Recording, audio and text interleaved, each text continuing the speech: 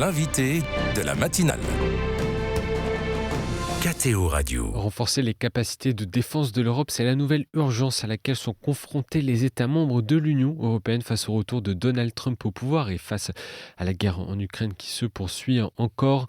Un plan de 800 milliards d'euros a été annoncé par la présidente de la Commission européenne, Ursula von der Leyen, la semaine passée. En France, l'effort de guerre agite les débats à l'Assemblée. Notre invité ce matin est ingénieur en armement, Bertrand de Cordoue. Bonjour. Oui, bonjour Maxence. Merci beaucoup d'être avec nous. Vous êtes également conseiller défense et armement à l'Institut Jacques Delors. Alors, j'aurais aussi pu parler de l'Allemagne qui envisage de modifier sa constitution sur l'endettement au profit des dépenses de défense. Cela vous semble aujourd'hui une obligation en raison du contexte géopolitique ? Oui, alors en ce moment, on parle beaucoup d'argent, c'est normal, hein, on sait depuis Cicéron que l'argent, c'est le nerf de la guerre. Maintenant, transformer, des lignes budgétaires en armement et en moyens de défense, opérationnels sur le terrain, ça ne se fait pas d'un coup de baguette magique. Donc c'est important que les États, européens augmentent leur budget de défense. C'est important qu'ils se coordonnent pour le faire. Mais en même temps, il ne faut pas s'imaginer que du jour au lendemain, ça va aligner, sur le champ de bataille, de l'artillerie, des chars, et des drones, hein. Mmh. Donc, il faut que l'industrie se mette également en ordre de bataille pour répondre, à ces attentes et à ces demandes des États, hein. Mais aujourd'hui, ils n'ont plus le choix. Vu la situation et vu le désengagement, possible, pour ne pas dire probable, des Américains, oui, Mmh. c'est vrai que je crois que tout le monde est maintenant d'accord pour dire que l'Europe doit se réveiller. D'ailleurs, elle s'est réveillée depuis un certain temps, hein, puisque depuis 2022, clairement, les budgets augmentent et clairement, l'appareil industriel est en train de monter en puissance pour s'adapter à cette nouvelle situation qu'on peut qualifier de guerre, hein. Donc, et on n'est pas encore dans un régime d'économie de guerre où tous les moyens, disponibles seraient mis au service de la défense. Non, c'est pas encore ça, d'autant plus que les décisions qui ont été annoncées au niveau de l'Europe, les fameux 800 milliards d'euros, c'est essentiellement de la capacité pour les États de s'endetter. Et j'ai pas besoin de vous rappeler qu'un certain nombre d'États de l'Europe, en particulier la France, sont dans une situation d'endettement qui va pas leur permettre de tirer beaucoup sur cet élastique. Justement, sur ce plan réarmer l'Europe de 800 milliards, un plan sur 4 ans, qu'est-ce qu'il contient ? Alors les annonces, hein, pour le moment, c'est des annonces parce que ça doit encore être mis en musique, qui ont été faites le Conseil, européen exceptionnel du 6 mars. Donc, il y a ce fameux chiffre qui a marqué les esprits, 800 milliards d'euros. Il faut regarder un petit peu plus en détail. Là-dedans, il y a quand même les 2 tiers et même un peu plus, hein, je crois que c'est 650 milliards qui seraient, de l'autorisation donnée par Bruxelles aux États à s'endetter plus que ce que permettent, les critères du pacte, européen de stabilité de 3. Bon, la France, elle est déjà pas très loin de 5, Mmh. mais disons que l'Europe déverrouille un petit peu, les dépenses de défense, ou en tout cas considère qu'à partir de maintenant, les dépenses de défense ne sont plus en partie prises en compte pour le calcul du déficit, hein. Donc ça, je veux dire, c'est bienvenu. Ça fait un moment qu'un certain nombre de personnalités et d'acteurs le réclamaient. Et puis après, il y a encore 150 milliards qui sont, alors là, pour le coup, c'est l'Europe qui s'endette, hein, qui va emprunter sur les marchés avec sa signature. Donc ça permet d'avoir, des conditions favorables et qui reversera, aux États membres ces 150 milliards, mais sous conditionnalité européenne. Ça, c'est très important. Donc c'est pour ça que ces 150 milliards sont probablement la partie la plus intéressante du plan. Les 150 milliards, c'est pas rien, hein. C'est 3 fois le budget annuel de défense de la France, par exemple, hein. Et donc c'est cet argent-là, l'Europe ne le donnera ou ne le décaissera pour les États membres qu'à 3 conditions. La première, c'est qu'ils achètent, ensemble, donc ça sera pour des commandes groupées, donc ça va obliger les États à se rapprocher pour passer leurs commandes.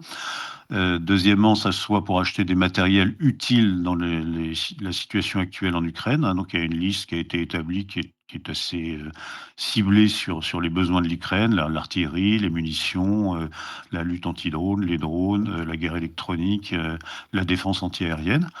Et puis il y a une troisième condition qui est essentielle également, c'est que ça soit pour acheter du matériel produit et développé en Europe, hein, donc la fameuse Mmh. préférence européenne. Voilà. Vous l'avez un peu détaillé, le type d'armes qu'on peut retrouver, c'est pas forcément que des armes létales, il y a aussi de la protection aérienne, de la protection cyber également? Oui, c'est des armes d'abord disponibles, hein, c'est-à-dire cet argent n'est pas prévu pour développer des systèmes qui seront opérationnels dans 5 ou 10 ans, hein. Et ensuite ça correspond aux besoins qu'on perçoit bien sur le front, en face, de la Russie. Et puis ça correspond un peu aux demandes du président Zelensky et de l'armée ukrainienne, hein. Donc là-dedans, je vous dis, il y a la défense antiaérienne, on comprend bien, hein, puisqu'il y a toujours ces rafales de drones qui arrivent sur le territoire ukrainien. Voilà, et puis il y a également la contre-offensive, c'est clair, il y a aussi les drones. Mais la lutte anti-drone, c'est toujours pareil, hein, c'est l'épée et le Mmh. bouclier, donc il faut s'armer à la fois pour se défendre, mais également pour être capable de menacer l'adversaire et voire de l'attaquer.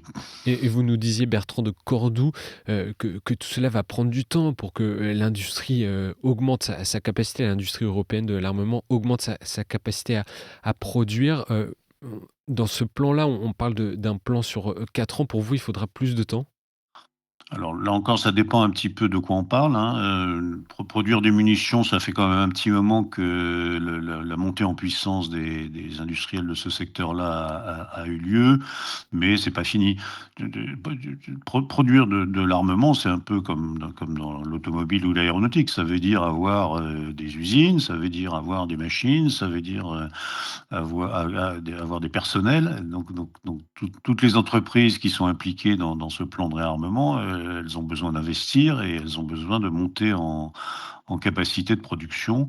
Donc ça veut dire aussi acheter des sites pour élargir les capacités. Enfin voilà, donc tout ça, ça se fait pas là encore du jour au lendemain. Ça demande d'être financé. Donc là, on peut imaginer qu'il va y avoir, effectivement des financements en plus. Mais il faut aussi que l'appareil industriel s'adapte Mmh. à cette nouvelle situation et ça se fait, ça va prendre du temps. Et quid de l'OTAN dans tout ça, avec ce repli américain que l'on observe? Quel est le rôle de cette organisation aujourd'hui? Alors l'OTAN, c'est une alliance, j'ai envie de dire une vieille alliance, hein, puisque ça date de 1949. Donc c'est l'alliance transatlantique entre les États-Unis et l'Europe. À l'époque, ça avait été conçu face au bloc soviétique, hein. Aujourd'hui, on n'a plus le bloc soviétique, mais on a quand même une menace un peu, unidirectionnelle en provenance de la Russie. Et donc on pourrait imaginer que l'OTAN continue à jouer sa mission, de protection de l'Europe face à une menace qui arrive de l'Est. Voilà, maintenant, l'OTAN, ça repose sur toute une, infrastructure de commandement militaire, donc beaucoup de moyens de communication, de moyens de commandement, de moyens de renseignement qui sont mis en commun, mais qui sont, un peu financés par les Américains, pas tant que ça, hein, je crois que c'est 16, quelque chose comme ça. Mais ça repose aussi sur une ligne de commandement qui jusqu'à maintenant, partait beaucoup de Washington, hein. Le fameux SACEUR, le fameux chef d'état-major de l'OTAN, il est traditionnellement américain. Donc si les Américains, se désengagent, si les Américains ne veulent plus jouer le jeu de l'OTAN, c'est vrai que la question se pose à quoi elle va servir et est-ce que les Européens peuvent utiliser les moyens de l'OTAN pour leur propre défense, même si les Américains ne sont plus là? Donc ça, c'est une question à laquelle la réponse, est attendue. Ça a déjà fonctionné dans le passé, hein. Je crois que lorsqu'il y a eu une intervention en Libye en 2014, les Américains n'y sont pas allés et ont dit aux Européens, Mmh. principalement aux Britanniques et aux Français: «Allez-y, utilisez les moyens de ravitaillement en vol et de renseignement de l'OTAN». Vous l'avez dit, Bertrand de Cordoue, nous ne sommes pas encore dans une économie de guerre. Pour autant, le président Emmanuel Macron parle depuis plusieurs années d'économie de guerre. Il l'a encore dit il y a pas longtemps. En quoi consiste une économie de guerre exactement? Alors je peux pas, interpréter les propos du président. Je pense que tout ça, c'est destiné aussi à mettre sous tension le secteur, hein, donc et puis à préparer également les Français à une situation différente, en termes, budgétaires, hein, donc voilà. Ça va se Maintenant, ressentir. j'imagine que si la France continue à s'endetter, il va bien falloir, faire des arbitrages, mais ça, c'est pas mon domaine. Bon, en revanche, on n'est évidemment pas dans une situation d'économie de guerre au sens où on l'entendait, pendant la Deuxième Guerre mondiale où je sais pas, entre 30 et 40 du PIB était consacré à l'effort de défense, au réarmement, enfin, notamment, enfin, il faut regarder comment Churchill gérait la bataille d'Angleterre et la réponse à l'Allemagne à l'époque. Enfin, tout était mobilisé au service de la guerre, hein. Donc là, aujourd'hui, on n'en est pas tout à fait là quand même, hein. Mmh. Donc, en France, on parle de doubler le budget militaire de 50 à 100 milliards. Ça va pas forcément se ressentir directement sur le Franchement, là, budget? là, c'est une question d'arbitrage budgétaire, je ne sais pas le dire. Ce qui est sûr, c'est que ça ne va pas se faire non plus du jour au lendemain. On ne va pas passer de 50 à 100 en un an parce que, Mmh. là encore, il faut que la réponse industrielle soit à la hauteur. Il faut que les financements qui vont servir, je ne sais pas, à renforcer les capacités opérationnelles, militaires dans les régiments, dans les bases aériennes, dans la marine, il faut les mettre en place. Il va peut-être falloir recruter. Et puis il faut pas négliger complètement toujours, excusez-moi, dans le domaine de l'armement, le fait que, il faut négocier avec les industriels, il faut leur passer des contrats, tout ça prend du temps et tout ça consomme de l'administration et donc aujourd'hui, on a la chance en France d'avoir une administration très performante pour acheter de l'armement, la fameuse DGA, la Délégation générale pour l'armement, mais elle a aussi des moyens qui peuvent atteindre leurs limites en termes de passation de contrat et de négociation avec l'industrie. Tout ça prend du temps, consomme des personnels, enfin donc et dans d'autres pays européens, c'est encore plus critique, hein. En Allemagne en particulier, ils n'ont pas la DGA, ils ont un service d'acquisition d'armement, mais qui est moins musclé et qui donc va avoir aussi à monter en puissance. Et une dernière question, Bertrand, de Cordoue. Dans la lignée de Saint Paul VI et de Benoît XVI, le pape François implore régulièrement d'arrêter de financer le marché de l'armement. Dans son message pour l'appel 1er janvier dernier, il appelait à détourner au moins un pourcentage fixe de l'argent destiné à l'armement vers un fonds mondial pour éradiquer la faim et favoriser le développement durable dans les pays les plus pauvres. Comment mettre en œuvre ce type de plan et est-ce que c'est envisageable? Alors le pape est dans son rôle, hein, donc moi je vais pas commenter ce que dit le pape.